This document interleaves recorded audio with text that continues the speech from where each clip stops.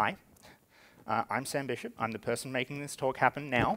I'm a freelance software developer, and one of the side projects I have is trying to build some space robots. But the more relevant side project to this talk is that recently I started recording a podcast about gender and gender-related topics with one of my close friends.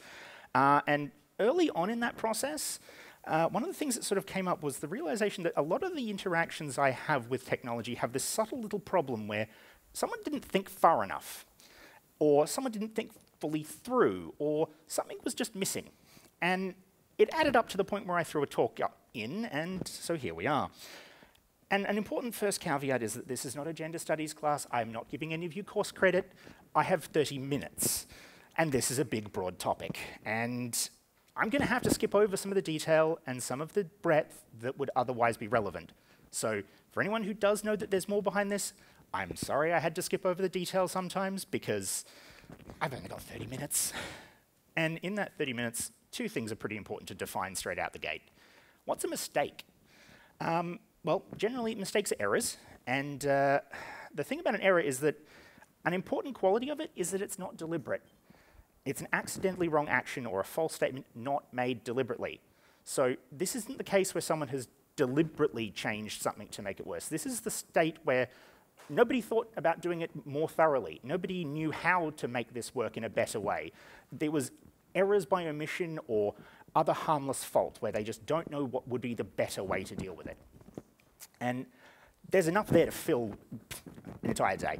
But the thing is, what are they making mistakes about? Well, they're making mistakes about the hardware that you plug into computers. So we've got our classic gendered plugs and connections. We have much more sophisticated stuff like the androgynous connector you see there being used on a NASA capsule, and the really, really cool German train connectors that are fully hermaphroditic, and they actually have like matching interfaces on both sides. Okay, no, but I'm actually talking about a person's own sense of being male, female, some combination of male and female, or neither, which is the dictionary definition courtesy of Encyclopedia Britannica, which was actually the best one I found after about 4 hours going through dictionaries. But it's still not a particularly good definition, because it's missing out on a lot of the complexity that is relevant. So I'm going to go into it a little bit more detailed using something called the Genderbread Person. Now, this is created by Sam Killerman, I think nearly a decade ago at this point, and it covers a lot more of the overarching concept of just what is the gender thing as opposed to a gender, and it breaks it down sort of into two halves almost. You've got the sort of the overarching top-level description of what each category is. So things how like the identity is how you experience and define your own gender. It's an internal self thing, whereas the expression is how you present your gender through actions and clothing and body language. And a component of this is something like your anatomy, because that's going to be relevant to how you may choose to dress, and your attraction, as in, are you dressing or interacting with people in a way that actually is aimed at having those people in your life as a romantic partner? These all factor in, but in terms of what you would normally think of as a gender, it's primarily the identity and expression. But what are they, other than in an abstract? Well, they're made up of having these kinds of continuums. You know, a gender identity will include more or less, and sometimes none, of something that is, so, as he puts it, womanness or manness. It's how much of that is internal and in your own head. And it's reflected in things like your personality and hobbies, likes, dislikes, and the rules and expectations you hold yourself to in terms of what you think you need to do to be the person you want to be. It's that self-internal dialogue thing. Whereas the expression, again, has the same kind of a dichotomy, more or less of a masculine and a feminine trait, generally speaking, and none sometimes if that's the way you want to go. But it comes down to style, grooming, mannerisms, clothing, hair, makeup, and all of these external attributes that you're putting on and showing other people and putting out into the world. And then there's the anatomy on the side there as well, which has some additional complexity, because there is a broader range of these things in the world than people realize. There's an entire section of medicine in dealing with disorders of sexual development, some of which are completely invisible. So the hormones and chromosomes and the shapes of the body are another part where there can be variability, and there is another whole component of this where if someone doesn't like how their body is, they choose to change it. That fits into the spectrum there on that anatomical part at the end. And the other major thing that's highlighted in here that's relevant for the talk is that those three are not actually equivalent. They are completely separate. They don't have to correlate. You can have a very, very very, very feminine gender expression, but still have a masculine identity. They aren't correlated, they're not matching, they aren't the same thing. They are separate, complete entities under a bigger umbrella of gender, each of which is a gender identity, a gender expression. And so the other component of this is that gender is not a sexual orientation. They are separate. They are very separate. And it's important to remember that because they really aren't the same thing. And it's often conflated. Like, being gay isn't a gender. It's a sexual orientation. And that's where the misconceptions start. Gender and sex are the same thing. Well, no, they're not. And if anyone wants to argue that point, there's the door. Not really going to truck with that one. Now, the term gender has one meaning. People just assume you can ask what someone's gender is. Well, what are you actually after here? Are you referring to their gender identity, how they feel inside? Are you referring to how they like to dress, their gender expression? Are you asking them what gender role they feel they live in society, the external construct that even the genderbread person chooses to skip? Because when people make comments about how gender is a social construct, what they're talking about is the concept of a gender role, which is another overlapping concept under this umbrella of gender. So no, it's not a simple term with a straightforward definition. It's more complex and it's easy to misuse. And another one of the classic ones is that there are two genders. Well, no. Even the physical anatomy is not that simple. There's an entire category of people with intersex conditions that are, by definition, not fitting into one of these two piles at a physical level. Everything from that up just, it does not work that way. There are more. And there've always been more. The idea of a gender binary is a complete myth, and there is well-established documented evidence of many traditional cultures around the world having other genders in their society for hundreds and thousands of years, such as the Pacific Mahu and in Eastern Europe, the Sworn Virgins. So, no, it's not a binary, it never has been. And the big one here, which it's important to remember, I said it earlier, sex and gender are separate. A sexual orientation is not the same as a gender. They're separate things. So you can be born gay, but you can still change your gender. And a person's gender is fixed and won't change is another one of these misconceptions that people have. And this one is a little surprise because you'll assume a lot of things won't change in this kind of a territory, but this one can. And the evidence is pretty clear that people do, because there's lots and lots of evidence and documentation and personal stories where people have shared how they had something happen later in life where they realized a thing about themselves and then decided to change the way they identified, change themselves in how they put gender out to the world or how they viewed themselves internally, even if they didn't change their outside appearance. So, no, it isn't fixed. It can change. And with the big misconceptions out of the way, let's get to some really bad examples. Starting with the really obvious one, I'm sure that a lot of people have seen a form that looks a lot like that at some point in their life. And it sort of makes a number of mistakes here. One, it's mislabeling it, because 99% of the time you probably aren't actually asking the person this because you want to know what their physical anatomy is. Most websites do not care what you have in your pants. What they are asking for is a social construct to allow them to define the marketing material they will be shoving in your face.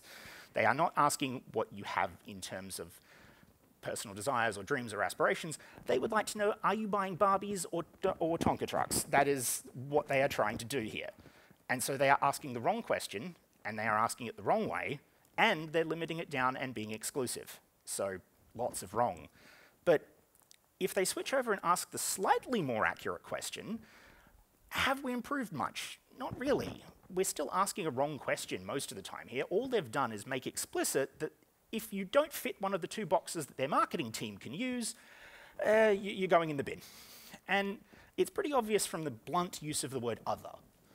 And at the same time, as this grows, people start to do other things. It's like, oh, okay, we're going to add more. Well, okay, we're adding more. The boxes are getting too big. This is too complicated. Let's make the form smaller.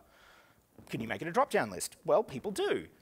And they introduce a whole new kind of mistake, such as the default assumption that the field should be male, which means that now, in addition to getting the concept of gender wrong, the form is now sexist. And at the same time, by adding an option such as prefer not to say, almost all the time they're actually just lumping that into an other category and making these superfluous just for the appearance of being more inclusive when really it's probably still being tied to marketing data and not actually useful. So what about when people try to actually be more constructive? They have a genuine desire to do something better. Well, they can still screw up, because even though this sounds at face value like a good and inclusive question to ask here, it's the way they've asked it is where they've made the mistake. So the asking of what pronouns do you use to identify yourself sounds great. Sounds like a good question to ask. But they've asked it with a radio button group, which means you can only pick one of the 3 and only 3 selections that they have presented to you, which is very clearly exclusive, and it's the sort of thing where like, oh, you tried, you really tried, but you just missed it. And it's the sort of thing that you see a lot, and once you start noticing it, it's hard to stop noticing it. And that sort of motivates this point of, well, how do we do better? And some parts of how to do this better is actually pretty easy. It's to remember there isn't a list, because these are personal things and very much driven by a person's own internal decision. These labels can change. People meet each other, start discussing their life experiences and thoughts and feelings online with other like-minded people in all sorts of subcultures around the world, and occasionally what will happen is a new gender expression or a gender identity will develop amongst a subculture like this, because they're all talking and realize that it's similar, and they come up with a new name for themselves, and so the list grows. So if you think that you can just write this huge long drop-down list once and you've got them covered, well, no, because 2 years from now you might be excluding someone whose label didn't exist before. Or the labels might change, because some of these things have changed as they've tried to differentiate from other ones over time. It's a classic example is the fact that for a long period of time, the usage of the words transsexual and transgender was kind of the inverse of what they actually were, because of historical usage of transsexual and transgender people wanting a better one. But in more modern contexts, particularly in an academic literature context, they've actually reverted back around to the correct version. So if a person is going to undergo something like a gender reassignment surgery, they get referred to as a transsexual because they are transing their sex, not their gender, because their gender expression might remain the same.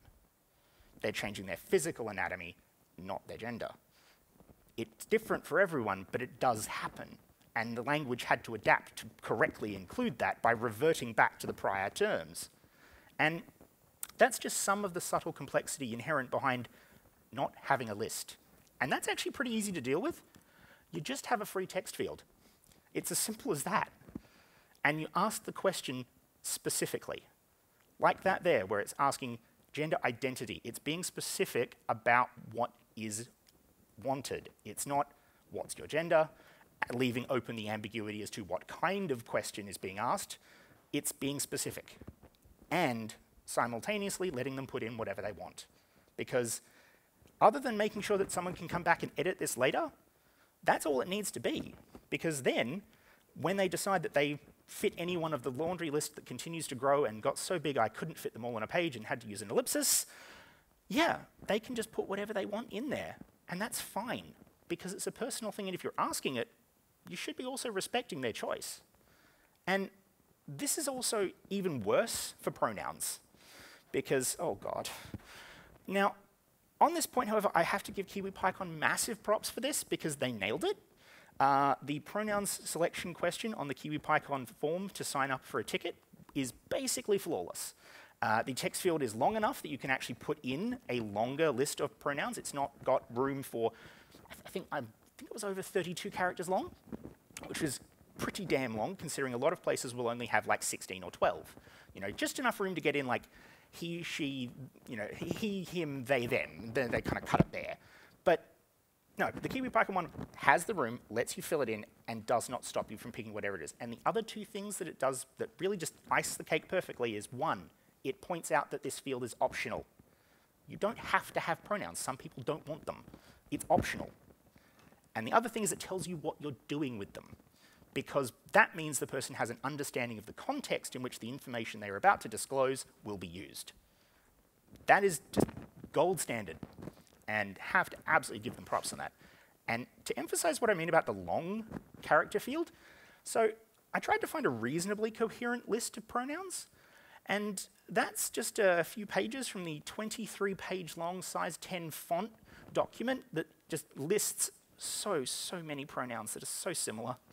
Sometimes they're literally just like one character apart, but again, they're a personal preference, and that's fine. If a person wants to be using those, then if you are wanting to have the person use them in your application, your website, however you want to know them, you should be willing to try and accept these, some of which are a little on the long side. But that's fine. And there are other circumstances, though, that are a little bit thornier. Like, for instance, if you have a website that has quite a significant amount of text addressing the user, where, for instance, it's in, say, French, German, or Spanish, you have to account for the fact that these languages aren't particularly good at neutral gender for a lot of the language concepts. So if you want to be extra polite to your users, particularly if maybe you're using references to those users in the interface for someone else to read, you might want to allow the person to select how they're going to be addressed. Do you want the language to refer to you in a feminine way or a masculine way in this dialogue explaining that you are sending a message to the name of person over in this other part of the website? What you do isn't to try and lump sum it from a very high-level concept of, oh, tell me if you're male or female when you sign up. You actually just ask them, you be specific. You ask them, what would you like to be referred to as in the context of the grammatical gender of this language? You ask their preferred grammatical gender. And this is one of those places where you can limit it to just using a radio box, because there's not another option here. Now, while some neutral stuff is gradually gaining a bit more ground in French, in some of these other languages, you basically have to pick one of the two, because the language is nonsense unless you pick. So having them only be able to pick one of these two options and having only these two options is appropriate here. And that makes it the right way to answer the question there. But along that line is medical, because this is where a lot of people get fiddly about this. Because sure, having it just be fill in the blank and you can choose whatever you want, that's good for when it's preferential. But if you're trying to deal with, say, medical surveys or other medical data, it does get a bit trickier. And while the medical community are getting better at dealing with this, particularly when they're overlapping into like social psychology, there's still a lot of places where it just gets asked in the most blunt force way possible and doesn't have any extra assumptions. But it can be made better pretty easily. And one of the easiest ways is to not make the question overloaded. For instance, this could have been one single question where they tried to lump in the whether or not person has an intersex condition in the first question by making it either another option, say, saying that are you male, female, intersex, or unknown. That actually doesn't fully cover what having an intersex condition can be for a person, because some people discover they're intersex, right before competing at the Olympics, perhaps, to use some current events. And that's the kind of situation that can crop up in medical circumstances. You want to be clear about what's being asked. You're asking, what were they assigned at birth? What did the doctor put on a piece of paper? That doesn't mean anything about what they are as a person. It's just, what did the doctor put on the paper? And then the follow-up question is, do you have this specific condition? Yes, no, or I don't know. Because a person can genuinely not know they have one. People can go their entire lives and only have this found in their autopsies. There are documented cases where people literally died not knowing that their internal anatomy was different to what they thought it was. It is a very real thing, and it's important to not alienate people in that set of circumstances if you're trying to be inclusive with this data. But the best practices really do boil down to some pretty simple things. Just try not to restrict the user's input. Ideally, use nice big free text fields so that nobody accidentally hits a character limit. And try to be using checkboxes instead of radio boxes, because the radio box being one and one only means that you are intrinsically heading in the direction that will trip you up. You have to be way more careful with radio buttons than checkboxes, and particularly because the checkboxes just out of the box let people pick none or multiple. It just leans in the correct direction by design. And when you do, for whatever reason, get forced to use radio buttons or drop-down lists or some other fixed selection, try to be extensive. If you're using a survey tool that has a limit of 10 options in the drop-down for whatever reason, great. Try and get a piece of paper, try and find a survey, try and find some study material, and find out what the most common gender categories are for that specific targeted group you're going to send this to, and pick the top 10. You don't have to try and re-engineer the entire survey tool. It's just putting in a little bit more effort to actually use the maximum amount of space, because that signals that you've put the effort in to try and actually be as inclusive as you can.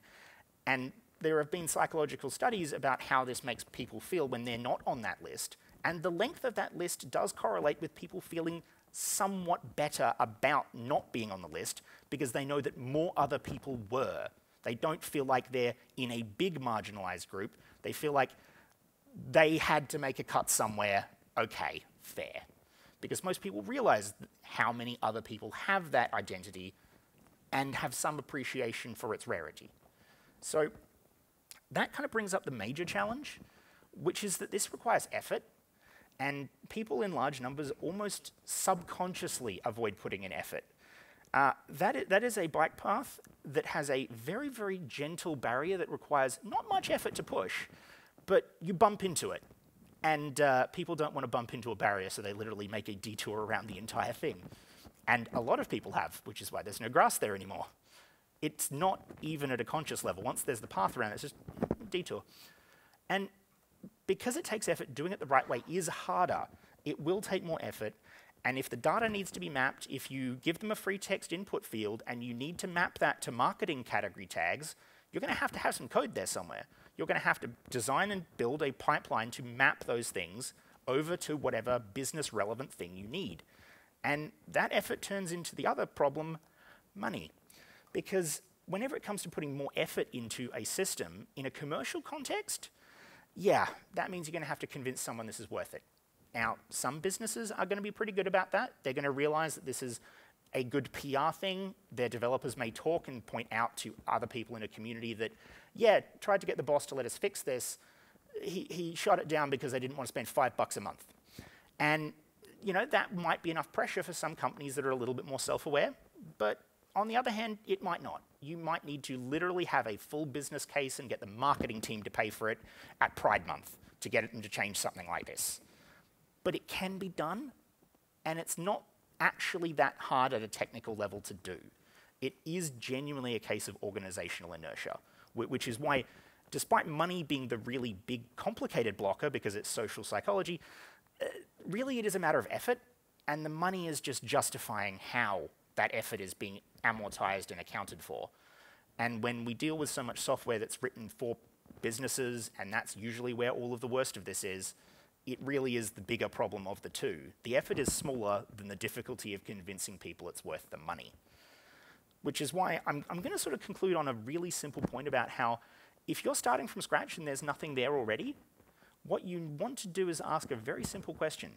Why do I need this? Because you probably don't. You don't need to ask a user what their anatomy is, what their gender is when you build a simple sign-up on a web form. If you're never going to use it for something, why are you asking for it? The number of websites I've seen that literally ask these basic questions: first name, last name, email address, username, age, sex, and then I've never seen a single part of the website, email communication, or any functionality, including advertising targeting, that used it. It's kind of the cargo cult at a certain point. It's like, oh, the obvious information to ask a user is this short list that everyone learns in university or in a boot camp or by copying stuff on Stack Overflow. And it's really simple to just stop and ask, why do I need this? Because you really probably don't. And if you do find a reason to ask for it, you just need to be permissive or have good reasons for limiting those options. Like in the earlier ones where you need the website translations to look correct. Great, that's a reason to limit it. It's a medical information situation where you need to be specific on these specific sets of categories. Great, be specific. It's a very small difference, but at the same time, it doesn't get done because people don't think it through. So yeah, ask if you really need it, and if you do, think about how to actually maximize what they can put in there. Anyone got questions?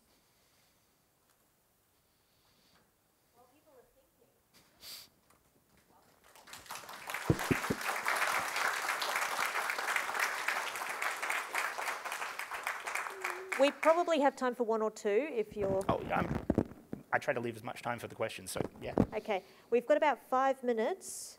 And watch this. I'm going to throw this really far. Watch this. Yes! Good job. Hello, thank you for that. Where'd you get your awesome earrings? I think these were from a secondhand store in Adelaide. Okay, that was my question. And I think we have one more up the back. Watch me go long. Here.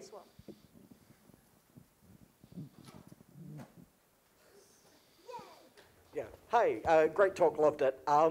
I'm in statistics, and I was wondering if you had sort of more commentary about that demand for things to get mapped down to a really simple ontology. Because I mean, like, you know, I'm a trans man, and I find that often being mapped to cis men is deeply inaccurate. You know, like, we have a 50% wage gap against cis men. We have double the unemployment rate. Like, but I find it very difficult to push back on those demands to simplify, you know, the vast diversity of trans people in our situations down to that kind of like, okay, but are you like a boy trans or a girl trans kind of ontology, you know?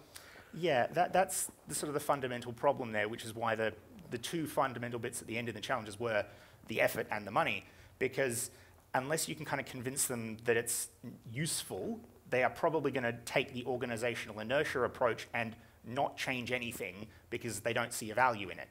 It needs to be argued for, and that argument will be different in every situation with some broad parallels in other businesses. But in the case of statistics, you've already outlined some of the reasons why it actually matters.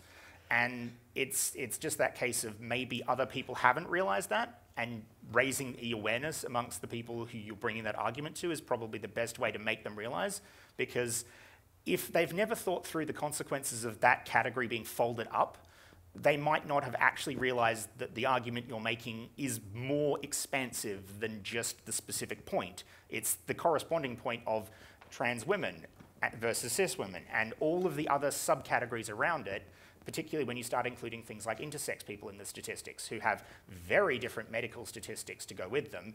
And if you're trying to get accurate statistics, it skews the numbers.